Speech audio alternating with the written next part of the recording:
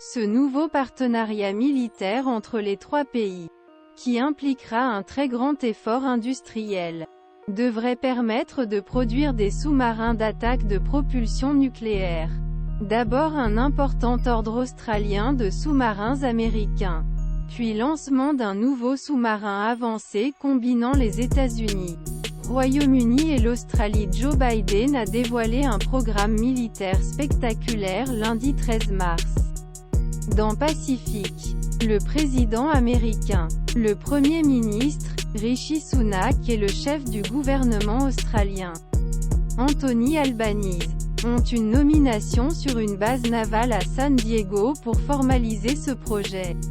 Le programme aura lieu en 3 phases, et conforme au principe de la non-prolifération nucléaire, assure à l'exécutif américain. Premièrement de tous, une phase de familiarisation pour l'Australie avec ses appareils, via la formation marin, des ingénieurs, techniciens au sein américain et équipage britannique, ainsi que dans les chantiers navals et les écoles spécialisées aux États-Unis et un royaume. La Chine critique, une mentalité digne de la guerre froide, dans deuxième étape, est soumis au feu vert du Congrès américain. L'Australie achètera 3 sous-marins américains avec une propulsion nucléaire dans la classe Virginie, avec option dans 2 navires submersibles supplémentaires. Les sous-marins doivent être livrés à partir de 2030. Enfin, la 3e phase, l'étape la plus ambitieuse de ce programme, prévoit que les 3 pays s'associeront à une nouvelle génération de sous-marins d'attaque, appelés SSNAUKUS. Les 3 pays.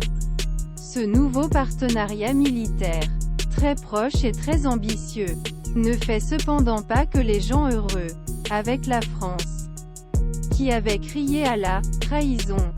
Depuis, la tension a chuté entre les 2 parties.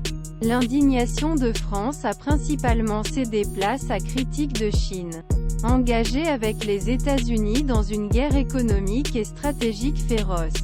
Nous appelons les États-Unis, Grande-Bretagne, l'Australie pour abandonner mentalité digne guerre froide, et faites plus pour encourager paix stabilité régionale, a déclaré Mao Ning, un saut de porte du ministère chinois des Affaires étrangères. Avant les lundis.